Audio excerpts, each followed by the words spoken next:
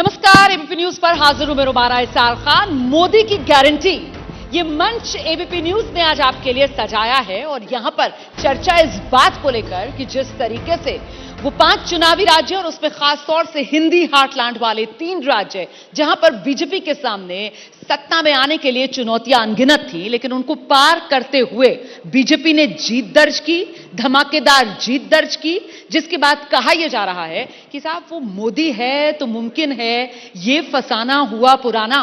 अब मोदी की गारंटी है तो मतलब बीजेपी की जीत की गारंटी है, यही है नया अफसाना। तो आखिरकार क्या है वो मोदी की गारंटी, इसी को डिकोड करने के लिए इस वक्त मंच पर मेरे साथ मौजूद हैं बेहद खास मेहमान जो जल संसाधन मंत्रालय का जिम्मा संभाल रहे हैं और टीम मोदी के केंद्र में एक बड़े योद्धा हैं। जोरदार तालियों के साथ स्वागत कीजिए गजेंद्र सिंह शेखावत जी का। और इस सत्र में मेरा साथ देंगे मेरे सहयोगी Neeraj Pandey. Thank you so much Neeraj for joining us. Sir, मेरा पहला सवाल आपसे यह है कि साहब मोदी की गारंटी जिसकी बात आज हम सुबह से कर रहे हैं, मोदी की गारंटी को किस रूप में समझा जाए? क्या वो ये योजनाएं हैं जिसमें एक योजना आपके मंत्रालय वाली भी आ जाती है कि हर घर नल से जल, इन्हीं योजनाओं में छिपी हुई है मोदी की गारंटी या फिर ये कुछ और है, कोई और करिश्मा है, ये क्या है? देखिए, अभी हाल ही में हमने देश ने आजादी का अमृत वर्ष ऐसा पूरा किया और हम अमृत काल में प्रवेश कर चुके हैं। पीछे घूम करके देखें, लोकतांत्रिक भारत को आजाद हुए 75 साल जो बीते, उससे पहले आजादी की लंबी लड़ाई में लाखों लोगों ने इस देश को आजाद कराने के लिए मातृभूमि की बलिवेदी पर अपने आप को कुर्बान कर दिया। हजारों लोगों ने हंसते हंसते फांसी के फंदे पे झूल जाना स्वीकार किया, हजारों लोगों ने अपने सीने पर गोली खाई होगी। वीर सावरकर जैसे हजारों लोग ऐसे होंगे जिन्होंने अनेक वर्ष अपने जीवन के कालकोठरियों में गुजारे होंगे। सैकड़ों लोग ऐसे होंगे जो कोल्हू में बैल की जगह जो है पिरोए हो गए होंगे। अनेक लोग ऐसे होंगे जिन्होंने यातनाएं सही होंगी, लाठियों के प्रहार सहे होंगे, कोड़ों की मार सही होगी, उनके दांत और नाखून प्लास से खींच करके निकाल दिए गए होंगे, तब जाकर के देश आजाद हुआ था। उन लोगों की जो भावना थी, जिस भावना के चलते हुए तमाम यातनाओं के होते हुए भी 190 साल के इस लंबे संघर्ष में कहीं भी आजादी की ज्योति बुझ नहीं पाई। 75 साल के इस कालखंड के बाद में निश्चित रूप से आकलन का समय हमारे पास अवश्य था कि क्या उन सब लोगों की भावनाओं के साथ में हम न्याय कर पाए। आजादी के बाद में लंबे समय तक अनेक तरह के वादे आने वाली सरकारों ने दिए थे। गरीबी हटाओ के नाम पर, गरीबों के जीवन में परिवर्तन लाने के नाम पर विभिन्न योजनाओं को प्रारंभ करके, उन योजनाओं के बड़े बड़े होर्डिंग्स, पोस्टर और विज्ञापन लगा करके, लेकिन हकीकत में देश का गरीब निरंतर अभावों के बीच में काम करने की सरकारों की आदतों के चलते हुए या बाध्यताओं के चलते हुए गरीब का विश्वास इस बात से कहीं ना कहीं डोलने लगा था कि देश में गरीबों के जीवन में परिवर्तन लाने के लिए क्या कभी कोई सरकार हकीकत में काम करेगी। और उस समय में जब 2014 में नरेंद्र मोदी जी की सरकार बनी, तब से लेकर के आज 10 साल में यदि मुझे पूछा जाए कि मोदी की गारंटी, तो आम जन में विश्वास स्थापित करके, गरीब में विश्वास स्थापित करके कि ये सरकार हमारे जीवन में परिवर्तन लाने के लिए काम करने वाली सरकार है और ऐसा परिवर्तन ला करके विभिन्न योजनाओं को धरातल पर उतारने की एक नई परिभाषा देश में गढ़ते हुए कि जो कुछ भी करेंगे वो 100% पात्र लोगों तक पहुंचे, इसको सुनिश्चित करने के दृष्टिकोण से करेंगे। 100% सैचुरेशन, लास्ट माइल कनेक्टिविटी को इंश्योर करेंगे, इस दृष्टिकोण से करेंगे। जब योजनाओं को धरातल पर उतारा गया तो देश में 13.5 करोड़ लोगों के गरीब लोग गरीबी की रेखा से बाहर आ पाए और उनके गरीबों के जीवन में परिवर्तन लाने की गारंटी देने के कारण से देश ने मोदी जी की गारंटी पर विश्वास करना प्रारंभ किया। तो क्या आप मानते हैं कि उन 65 सालों की जो गारंटी थी उस पर आपकी ये 10 साल की गारंटी भारी पड़ी? निश्चित रूप से आजादी के 65 साल बाद में भी देश में केवल 38% घरों तक सामान्य शौचालय की सुविधा उपलब्ध थी। देश के 62% परिवारों की 30 करोड़ से ज्यादा माताएं बहनें और 60 करोड़ से ज्यादा लोग खुले में शौच के लिए अभिशप्त थे। आजादी के 65 साल बीत जाने के बाद में भी सामान्य शौचालय, जो केवल एक सुविधा मात्र नहीं होता, माताओं बहनों को नित्य प्रतिदिन जो उसकी गरिमा के साथ समझौता करना पड़ने की मजबूरी होती है, उसके साथ जुड़ा हुआ विषय था, उसका समाधान नहीं हो पाया था। देश में 4 करोड़ परिवारों के पास में बिजली नहीं थी। देश में 4 करोड़ लोगों के पास में सामान्य आवास की सुविधा नहीं थी। देश में 10 करोड़ महिलाओं के पास में गैस का चूल्हा नहीं था। नित्य प्रतिदिन उनको ईंधन एकत्रित करने की मजबूरी एक तरफ थी और दूसरी तरफ धुएं को अपने सीने में जज्ब करने की अभिशाप एक तरफ था। देश में 84% परिवारों के पास में पीने का पानी उपलब्ध हो सके, इसकी व्यवस्था नहीं थी। लेकिन गजेंद्र जी, 2 महीने पहले कर्नाटक का चुनाव होता है, वहां विपक्ष की गारंटी काम कर जाती है, लेकिन 2 महीने बाद 5 राज्यों में चुनाव होता है, वहां 3 राज्यों में विपक्ष की गारंटी फेल हो जाती है। अचानक इन 2 महीनों की गारंटी में क्या अंतर देखते हैं आप? ऐसा क्या हो जाता है 2 महीने में? देखिए, ऐसा है कि मोदी जी की गारंटी चुनाव के लिए काम करे, इसके अतिरिक्त भी शायद बहुत सारे के विषय हो सकते हैं। जिस तरह की अफवाहें फैलाई गई, जिस तरह के झूठ गढ़े गए, जिस तरह के सब्जबाग और स्वप्न दिखाए गए, जो पिछले वो तो इन राज्यों में भी दिखाए गए, जो पिछले 6-8 महीने में चूर चूर हो गए, हकीकत के धरातल पर वो ताश के पत्तों की तरह ढह गए। तब जनता ने, उन सारे लोगों ने जिन्होंने हिमाचल प्रदेश और कर्नाटक में झूठे वादे किए थे, उनकी गारंटी और उनके वादे अब के बार के चुनाव में तीनों प्रदेशों में धराशायी हो गए। जनता ने उसको स्वीकार करने से इनकार कर दिया। सर, और राजस्थान के परिप्रेक्ष्य में तो यदि उसको देखा जाए तो क्योंकि उनकी गारंटी 2018 से जब्त हो चुकी थी, इसलिए उनके बात पर विश्वास करने का कहीं कोई गुंजाइश ही नहीं बची थी। जो सवाल नीरज कर रहे थे अभी, ये इंपॉर्टेंट इसलिए हो जाता है सर, क्योंकि अभी हाल में तेलंगाना, वहां कांग्रेस को जीत मिली।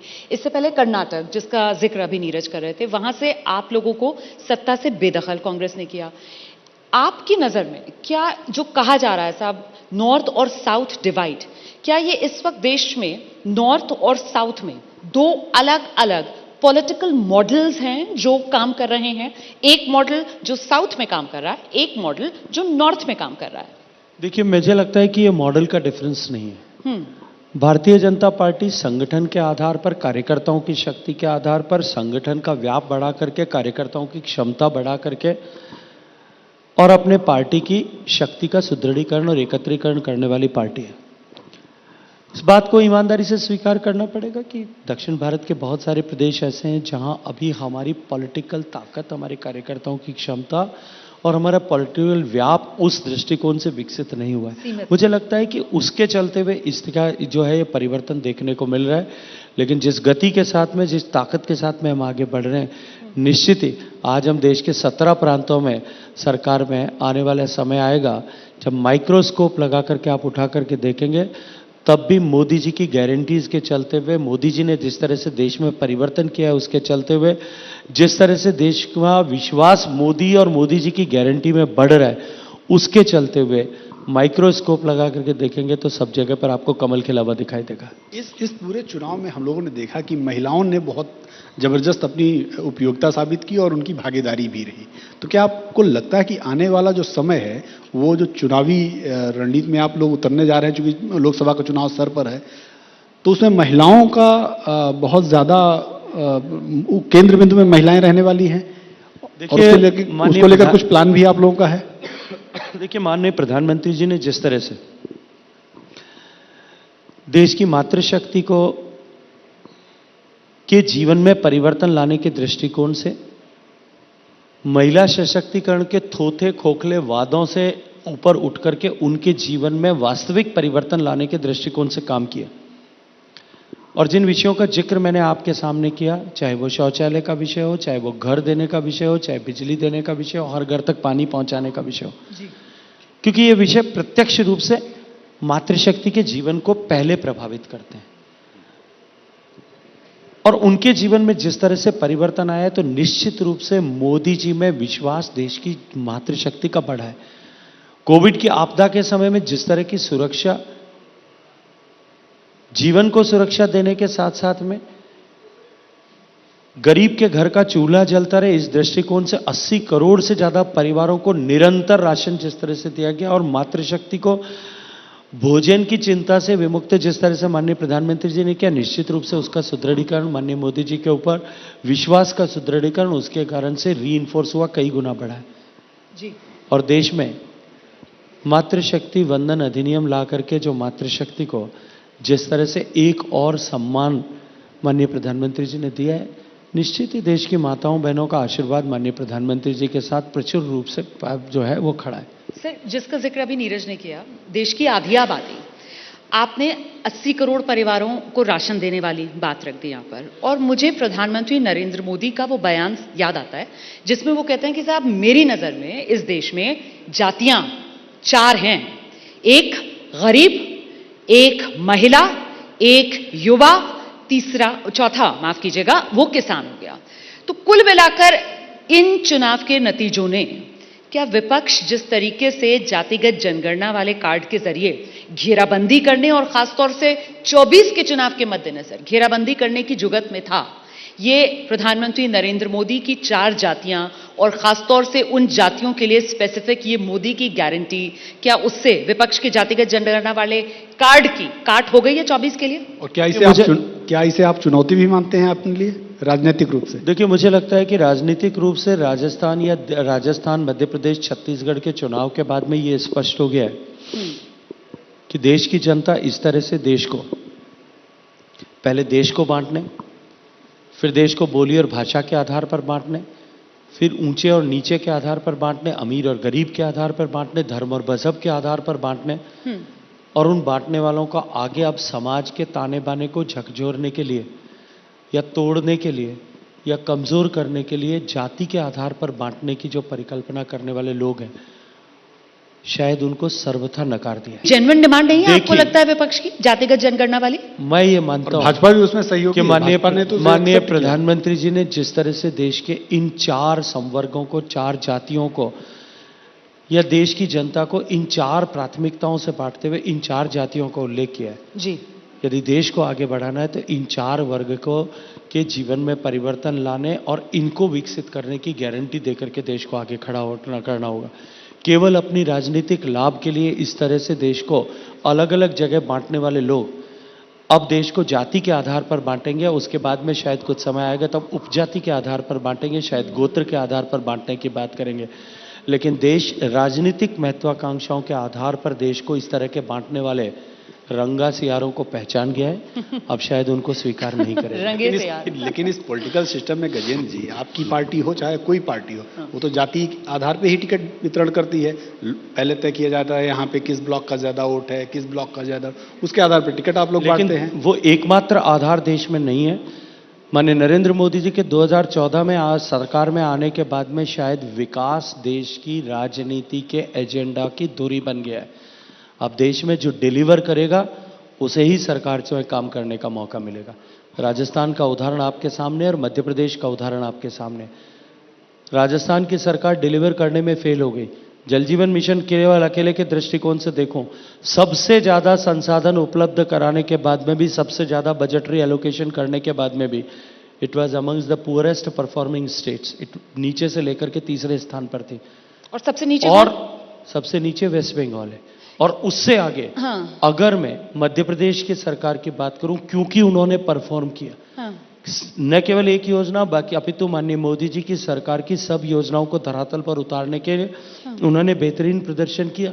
देश की जनता ने, प्रदेश की जनता ने किस तरह से उनको आशीर्वाद दिया। तो सर, ये जो बीजेपी, मुझे लगता है आपको बताना चाहिए दर्शकों को, जो डबल इंजन की सरकारों वाली बात करती है, दरअसल क्या उसके पीछे वजह यही है? जिस तरीके से आपने ये जल जीवन मिशन का यहां पर जिक्र किया और आपने बताया कि साहब जो बीजेपी शासित राज्य हैं वहां पर आप देख लीजिए किस तरीके से इन योजनाओं का क्रियान्वयन हो रहा है, और जो अन्य पार्टियां विपक्ष के शासित राज्य है, जिसमें आपने बताया पश्चिम बंगाल सबसे नीचे है, उस पायदान में, तीसरे नंबर पर नीचे से राजस्थान थी। इसीलिए क्या डबल इंजन की जरूरत बीच में झारखंड है। अच्छा बताइए, तो मतलब वो नीचे से टॉप तीन जो हैं वो सभी विपक्षी दलों की पार्टियां। देखिए, निश्चित रूप से विपक्षी पार्टियों की सरकारें जिन प्रदेशों में, उनमें से अधिकांश, मैं सबके लिए तो नहीं कहूंगा, लेकिन अधिकांश प्रदेश जी भारतीय जनता पार्टी को राजनीतिक लाभ मोदी जी की विकास की योजनाओं के चलते न हो जाए, ओके इस दृष्टिकोण से योजनाओं को बेपटरी करने, उनको लटकाने अटकाने के निरंतर प्रयास हुए।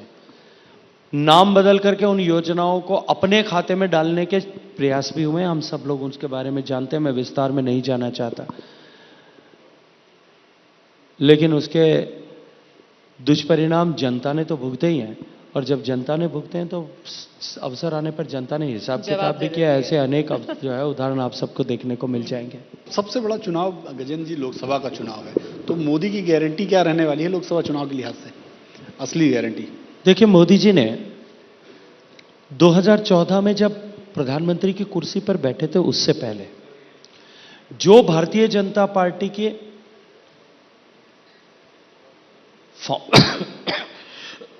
भारतीय जनता पार्टी की स्थापना से लेकर के, या मैं और पीछे जाऊं, जनसंघ की स्थापना के समय से जो भारतीय जनता पार्टी का लक्ष्य था कि हम भारत को समृद्ध, शक्तिशाली, संपन्न देश बनाएंगे और उसका मार्ग सामान्य मानवीय के जीवन में परिवर्तन लाने, या मैं और स्पष्ट कहूं तो विकास की मार्ग में, विकास की पंक्ति में अंतिम पायदान पर खड़े व्यक्ति के जीवन में परिवर्तन लाके उसको सशक्त करने के माध्यम से जाता है। इस फलसफे को लेकर के भारत की जनता द्वारा आशीर्वाद देकर के पूर्ण बहुमत की सरकार बनाने का मौका देने और प्रधानमंत्री की कुर्सी पर बैठने के बीच में जब उनको पार्टी के संसदीय दल का या एनडीए के संसदीय दल का नेता चुना गया था, तब उन्होंने स्पष्ट कर दिया था कि मेरी सरकार गांव, गरीब, पीड़ित, शोषित, वंचित, किसान, महिला, इन सब को समर्पित रहेगी। और इन सब के जीवन में परिवर्तन लाने के समर्पण के साथ हम देश के सशक्तिकरण के लिए काम करेंगे। आज 10 साल बाद में जिस तरह से अपने इस गारंटी पर माननीय मोदी जी ने देश को खड़ा किया, देश का काम किया, और जब सारी दुनिया विस्मित दृष्टि से भारत में हुए इस परिवर्तन को देख रही है। मैं 2015 में जब नया चुना हुआ सांसद था, माननीय प्रधानमंत्री जी के आशीर्वाद से मुझे एक सांसद के नाते यूनाइटेड नेशंस में जाने का अवसर मिला था, और उस समय सस्टेनेबल डेवलपमेंट गोल्स पर चर्चा हो रही थी। सस्टेनेबल डेवलपमेंट गोल एसडीजी 2.6 जो सैनिटेशन और ड्रिंकिंग वाटर का उल्लेख जिसमें होता है, वहां जब उसका निर्धारण जब हो रहा था, तब दुनिया भर में ऐसे एस्टिमेट किए गए 100 करोड़ लोग जो खुले में शौच के लिए अभिशप्त हैं, उनमें से 60 करोड़ लोग भारत में थे। और उस सभागृह में जब मैं बैठा था, भारत के झंडे का और भारत का नाम लिखे हुए प्लकार्ड के पीछे लगी कुर्सी पर, तब जो भाषण देने वाले सब लोग इस बात को इंगित कर रहे थे, दे वर पॉइंटिंग फिंगर टुवर्ड्स इंडिया, कि भारत में 60% भारत का कंट्रीब्यूशन उसमें। और जब पूरी दुनिया ने ऐसे देश, भारत जैसे देशों की प्रगति और काम करने की गति को देखते हुए उसके लिए हमें 2030 तक का समय दिया था, अवसर दिया था, लेकिन माननीय मोदी जी के नेतृत्व में स्वच्छता की गारंटी को लेकर के जब उन्होंने काम किया और स्वच्छता के विषय को एक सरकारी कार्यक्रम से आगे बढ़ा करके एक जन आंदोलन के रूप में खड़ा किया, 11 करोड़ शौचालय बना करके देश को खुले में शौच से मुक्त घोषित किया, और उसके बाद में संपूर्ण स्वच्छता के ऊपर देश को लेकर के गए। आज देश की जनता उस पर विश्वास करती है, और उस विश्वास के चलते हुए आने वाले समय में देश की जनता निश्चित रूप से मोदी जी के कारण से बदलते हुए भारत के परिदृश्य, उनके जीवन में आते हुए परिवर्तन को देख करके आने वाले समय में उस गारंटी पर एक बार फिर मोदी जी को 5 साल की गारंटी और देने वाली है। चुनावी चर्चा जो है वो बहुत जोरों पर है, और वो चुनावी चर्चा ये है कि साहब मोदी की गारंटी का माहौल है। अभी बम्पर जीत राज्यों में बीजेपी को मिल गई है, और बहुत मुमकिन है कि जो 24 वाले लोकसभा चुनाव हो वो तय वक्त से थोड़ा पहले करा लिए जाएं। आपको इसकी संभावना लगती है क्या? देखिए, मैं सर्वथा रूप से इसको निकालना चाहता हूं। अच्छा, 5 साल के लिए जनता ने माननीय मोदी जी को अपने जीवन में परिवर्तन लाने का वादे के Mandate साथ दिया है। में काम करने का अवसर दिया है। बिल्कुल। आखिरी मिनट तक जनता के जीवन में परिवर्तन ला सके मोदी जी की सरकार, इस अवसर को जो जनता ने दिया है उसका एक एक मिनट तक हम हिसाब दें, इस दृष्टिकोण से काम करेगी। गजेंद्र जी, चूंकि आप राजस्थान से आते हो, पिछले 2 दिनों से राजस्थान बड़ी चर्चा में है, 2 कारणों से। एक तो लॉ एंड ऑर्डर की वजह से और दूसरा सरकार गठन को लेकर। आपकी क्या राय है? देखिए, जहां तक लॉ एंड ऑर्डर के सब विषय में बात करना आपने प्रश्न किया, मैं ये कहना चाहूंगा कि 2 दिन से नहीं, पिछले 5 साल से राजस्थान में लॉ एंड ऑर्डर के कारण से चर्चा का विषय बना हुआ था, या राजस्थान लॉ एंड ऑर्डर के फेल्योर के कारण से चर्चा का विषय बना हुआ था। हम सब ने देखा था कि लॉ एंड ऑर्डर प्राथमिकता न होने के चलते हुए राजस्थान देश में रेप जो है उतनी पहचान के बदल करके रेप कैपिटल के रूप में पहचाना गया। हम सब ने देखा कि राजस्थान में जो अमूमन शांत प्रदेश के रूप में पहचाना जाता था वो माफियाज के हवाले हो गए, माफिया बेखौफ हो गए, बेलगाम हो गए। 7,500 से ज़्यादा निर्दोष लोगों की हत्याएं हुई। देश में सबसे ज़्यादा दलितों के प्रति अपराध की राजधानी के रूप में राजस्थान बना। इसलिए पिछले 5 साल से राजस्थान ने लॉ एंड ऑर्डर का फेलियर का अभिशाप, सरकार की प्राथमिकता लॉ एंड ऑर्डर न होने के बजाय कुर्सी बचाना होने के चलते हुए देखा। ओके। और इसी का परिणाम राजस्थान की जनता ने उनको दिया है। सर और जी, दूसरा प्रश्न जो आपने पूछा है सरकार को गठन को लेकर के, थोड़ी सी प्रतीक्षा की करिए, निगाहें उसी पर है। थोड़ी सी प्रतीक्षा करिए, निश्चित रूप से अच्छा होगा। लेकिन क्योंकि अभी राजस्थान पर हम चर्चा कर रहे हैं और आपका तो ताल्लुक राजस्थान से है, आपने इतनी कमियां भी गिनाई पिछली अशोक गहलोत सरकार की, जनता ने अपना फैसला भी सुना दिया, पर क्या आपको नहीं लगता है कि राजस्थान, जहां का रिवाज ये कह रहा था कि अब की बार तो बीजेपी की सरकार ही बनना है, वहां पर रंगीलो राजस्थान में जो बीजेपी की जीत का रंग है वो उतना चटकीला नजर नहीं आया जितना बनिस्बत मध्य प्रदेश, जहां पर माना जा रहा था कि शिवराज बहुत टाइट फाइट में है, या फिर छत्तीसगढ़ जहां पर माना जा रहा था कि साहब बघेल मॉडल बम्बम है, वहां के मुकाबले जहां बारी थी बीजेपी की आने की, कमी कहां रह वहां तो गई? जीत का रंग थोड़ा फीका दिखा। सवाल तो है। देखिए, निश्चित रूप से हम सबको भी इस विषय में विचार करने की आवश्यकता है और अपना सेल्फ इंट्रोस्पेक्शन करने की भी आवश्यकता है कि हमें कहाँ कमी रही है। और निश्चित ही भारतीय जनता पार्टी में जो जिम्मेदार लोग इसके लिए हैं वो इसके ऊपर विचार भी करेंगे, चर्चा भी करेंगे। ईमानदारी से इस बात को स्वीकार करना चाहिए। एक सवाल, चूंकि आप राजस्थान से हैं और राजस्थान में जल जीवन मिशन में बहुत सारे घोटाले देखने को मिले, क्या आपको लगता है कि जल जीवन मिशन का पूरी तरह से इंप्लीमेंट ना होना भी एक गहलोत सरकार की बहुत बड़ी नाकामी रही और उसकी वजह से भी उनको नुकसान उठाना पड़ा? निश्चित रूप से मैं कहूँगा, क्योंकि राजस्थान देश में ऐसा प्रदेश था जहाँ पीने का पानी सर्वाधिक चिंता का विषय था। राजस्थान ऐसा प्रदेश था जहाँ माताओं बहनों को पीने के पानी के शक को लाने की चुनौती सबसे बड़ी थी। इसलिए राजस्थान की जनता बहुत आशा की दृष्टिकोण से इस देश की तरफ देख रही थी और उसका फेल्योर निश्चित रूप से कांग्रेस के ताबूत में सबसे बड़ी कील के रूप में देखा गया। लेकिन वो घोटाला केवल जल जीवन मिशन में ही हुआ हो, कांग्रेस के राज में ऐसा नहीं था। मुझे लगता है कि भ्रष्टाचार की सारी सीमाएं सर्वदूर उन्होंने जो है वो लांघ दी थी और अब उस सरकार की पहचान सदी की सबसे भ्रष्ट सरकार के रूप में बनी। ऐसा केवल मैंने नहीं कहा या केवल भारतीय जनता पार्टी के हम कार्यकर्ताओं ने, नेताओं ने नहीं कहा। कांग्रेस पार्टी के विधायकों ने सदन में, कांग्रेस पार्टी के मंत्री पद का दर्जा प्राप्त व्यक्तियों ने सदन में, कांग्रेस पार्टी के माननीय गहलोत साहब की कैबिनेट के माननीय सदस्यों ने सड़क पे खड़े होकर के भी कहा कि ये सरकार सदी की सबसे भ्रष्ट सरकार है। जब वो खुद ही स्वीकार कर रहे थे, सेल्फ सर्टिफिकेशन कर रहे थे, तो मुझे लगता है कि अब इसमें तो चर्चा की कोई गुंजाइश ही नहीं बनी है। और जब उसका परिणाम भी आ गया है, हम सबके सामने है, तो वो चर्चाएं पर अब तो विराम लग गया है। अब तो चर्चा इस बात की होनी चाहिए कि ऐसे भ्रष्ट लोगों को उनके किए की सजा भुगतनी चाहिए और उसकी गारंटी हमने अपने मैनिफेस्टो के माध्यम से प्रदेश की जनता को दी है। सर, अब आगे 24 का चुनाव है। 24 के चुनाव को जिस तरीके का माहौल नजर आ रहा है बीजेपी के पक्ष में, उसके मद्देनजर कोई चुनौती मानकर चल रहे हैं या फिर जिस तरीके से कार्यकर्ताओं की तरफ से नारे अभी से लगने लगे हैं, अब की बार 400 पार, तो 24 में 400 पार आपको लगता है बीजेपी पहुंचने वाली है? देखते जाइए, हम लोग तो इसके ऊपर लेकर के पूर्णतः विश्वस्त भी हैं और पूरी तरह कॉन्फिडेंट हैं। देखते जाइए, अभी तो इसके आगे क्या होगा। तो गजेंद्र सिंह शेखावत ये कह रहे हैं कि 2024 में बीजेपी 400 प्लस जाने वाली है। आप 400 तक ही सीमित क्यों करना चाहते हैं? मैं तो 400 प्लस बोला मैंने। हाँ, तो 400 प्लस होगा, क्या कितना भी हो सकता है। तो इसमें बीजेपी की अपनी नीतियां, मोदी की गारंटी और विपक्ष क्या अपने पैरों पर कुल्हाड़ी मारने का भी काम कर रहा है? मुझे लगता है कि वो गौमूत्र वाला जो बयान आया उसके बारे में यहां पर जिक्र करना इसलिए जरूरी है कि डीएमके कहती है कि साहब बीजेपी वही जीतती है जहां पर गौमूत्र चलता है। ये हमला बीजेपी पर या ये हमला सनातन पर, और क्या यही विपक्ष की कब्र खोदता हुआ चुनावी राजनीति में नजर आ रहा है? देखिए, निश्चित रूप से जिस तरह के गैर जिम्मेदाराना बयान इंडिया अलायंस के लोगों ने दिए जी,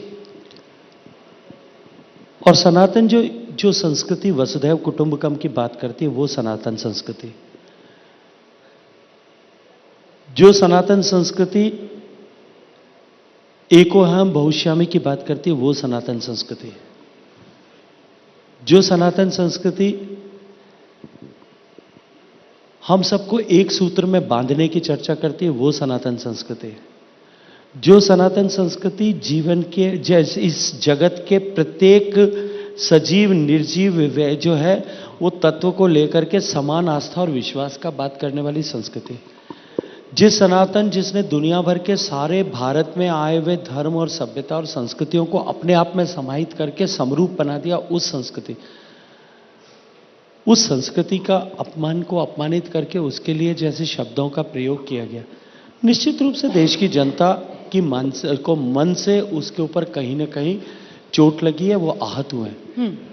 और जब मन से कहीं ना कहीं आहत होते हैं तो उसका परिणाम तो निश्चित ही दिखाई देता है। जनता के पास में जब अवसर आता है तब वो सब तरह के हिसाब किताब बराबर करता है। तो ये चलते चलते बस आखिरी सवाल ये कि केंद्र में जो जिम्मेदारी आपको दी गई, केंद्र में टीम मोदी के योद्धा के तौर पर आपने अपनी भूमिका निभाई, क्या आने वाले समय में बहुत जल्द, महीना 2 महीना नहीं, मैं तो 1 हफ्ते ही के भीतर की बात कर रही हूँ, क्या हम भूमिका बदलते हुए देख सकते हैं गजेंद्र सिंह शेखावत की? ये सवाल बहुत लोगों के मन का है, खासतौर से राजस्थान के लोगों के मन का है, खासतौर से जोधपुर वाला जो रीजन है और पूरा मारवाड़ जो रीजन है वहां के लोगों के मन का है।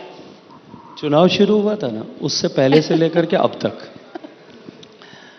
शायद मुझे लगता है कि जी, आज मैं ऐसा सोच रहा था कि वो प्रश्न जो मुझे पूरे चुनाव के दौरान और चुनाव के परिणाम आने के बाद में भी, चुनाव से पहले, चुनाव के समय और चुनाव के बाद में जो प्रश्न पूछा गया था इनएविटेबली, वो शायद आज मोदी की गारंटी के समय में नहीं पूछेंगे। लेकिन मैंने पहले जो प्रश्न का उत्तर दिया था वो भी आज दूंगा कि भारतीय जनता पार्टी में यह पद्धति परंपरा नहीं है। भारतीय जनता पार्टी में कौन कार्यकर्ता किस भूमिका में काम करे, देश के निर्माण के इस यज्ञ में किसकी आहुति की कहां आवश्यकता है जी, राज्य में, केंद्र में, सत्ता में, संगठन में, ठीक, या उसके इतर भी सामाजिक जीवन में काम करते हुए, राजनीति से ऊपर उठ करके भी, राजनीतिक क्षेत्र से बाहर निकल करके भी किस व्यक्ति की कहां उपयोगिता हो सकती है, भूमिका हो सकती है। हम सब लोग कार्यकर्ता भाव से उस हर एक जगह पर समान ऊर्जा, समान शक्ति, समान संकल्प के साथ में काम करने की के दृष्टिकोण और ये जो मंत्र आप बता रहे हैं शायद यही मोदी की गारंटी को और मजबूती भी देता है। बहुत बहुत शुक्रिया गजेंद्र सिंह शेखावत जी इस मंच पर आने के लिए और मोदी की गारंटी को डिकोड करने के लिए।